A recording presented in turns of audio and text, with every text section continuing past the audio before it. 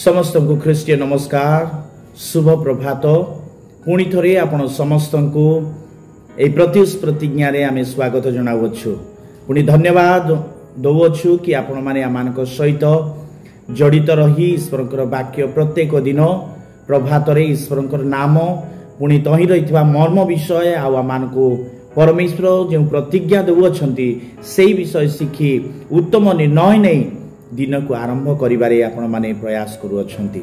आसंतु आज ध्यान निमंते आमे गीत संहिता 23 अध्याय तार 5 पदर सी अंश शेष अंश को आमे ध्यान करूथिबा। सेठी प्रकार लेखा अछि मो पान पात्र उछुली पडुअछि सदा प्रभु परमेश्वरंकर नाम यहोवा मान्हा। यहोवा मान्नार अर्थ the Lord is my portion, सदा प्रभु मोर बांट स्वरूप।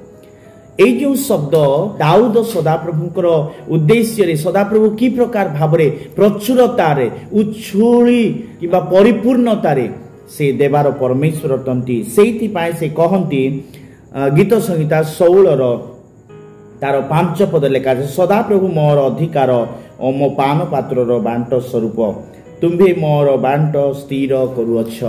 तार्थ मो पान पात्र बांट स्वरूप माय पोर्शन, मोर जहा आवश्यकता ताहा मते प्रचुर भाव में देवार परमेश्वर अट सेटा दाऊद कहबा पई चाहुछंती। हालेलुया। तो एठी हमें देखि पारुछु कि प्रकार भाव में इस्राएल लोक मानक जीवन रे सदा प्रभु परमेश्वर प्रचुरतार मान्हा से कौन करथिले प्रत्येक दिन पाहांतिया समय कौन करथिले जगै दउथिले। इस्राएल लोक माने मान्हा से माने कौन करथिले प्रत्येक दिन पाउथिले आ परमेश्वरंकर महिमा करुथिले। आमे देखुछु यीशु ख्रीष्ट स्वर्गरु अवतीर्ण से मान्हा अटंती बा स्वर्गीय आहार अटंती। जहन पुस्तक तार 6 अध्याय 48 आ 51 पद लेखा से कहंती मु जीवनदायक आहार।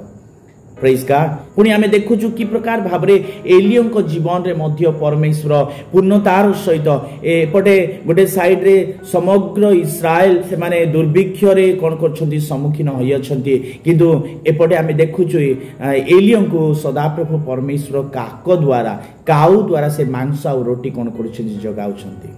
Praise the Lord.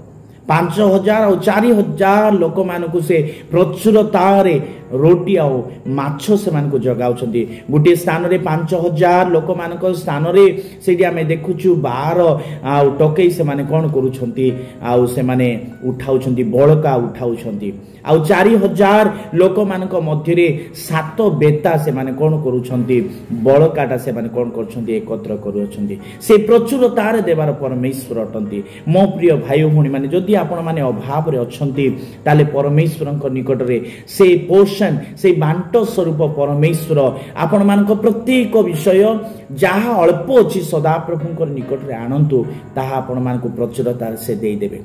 सेई दिन नौका पीतर जीशु ख्रीष्ट को देइथिले आ जीशु ख्रीष्ट जतले कहिले तुमे कोन कर जाल पकाओ, जतले से जाल पकैले एते माछ परिपूर्ण नौकारे परिपूर्ण होई नौका बुडीबा को लागिला बोली लेखा अछि। से जदि दियंती से प्रचुरतार से आमान को आशीर्वाद करिवार परमेश्वर अटंती। तांको ठारे आपण माने विश्वास करंतु, तांको ठारे आपण माने भरोसा करंतु, देखिबे आपण मान को जीवन रे से प्रचुरतार आशीर्वाद करिवे। आपण मान को जीवन को से कोन करिवे मंगल स्वरूप परमेश्वर आपण मान को जीवन को से करिवे। Praise God. प्रभु ए वाक्य द्वारा आपण समस्त को आशीर्वाद करतु। धन्यवाद। प्रार्थना करतु। हे आम मानकर मंगलकारी परमेश्वर आमानकर पान पात्र बांट स्वरूप परमेश्वर आज अनेक भाई भौणी माने अभाव रे ऋणग्रस्त रे आज अनेक परिस्थिति मध्य रही अछंती। से मानक प्रत्येक अभाव पूर्ण कर। से मानकर पात्र परिपूर्णतार सहित उछुली उठिबा पाए तुमे साहाय्य अनुग्रह कर। प्रभु तुम ठारे विश्वास करू अछंती से मानक जीवन रे सेही प्रकार भाव रे से मानक विश्वास रो प्रतिकार कर। से मानक तुमे दया अनुग्रह करली मु प्रार्थना करू अछि, जो द्वारा से माने अन्य मानक सम्मुख रे एक साक्षी स्वरूप ही पारिबे। प्रत्येक महिमा गौरव संभ्रम केवल तुमरी हो जीसु को नाम रे मागु अछि। आमीन। प्रभु आपण समस्त को आशीर्वाद करंतु।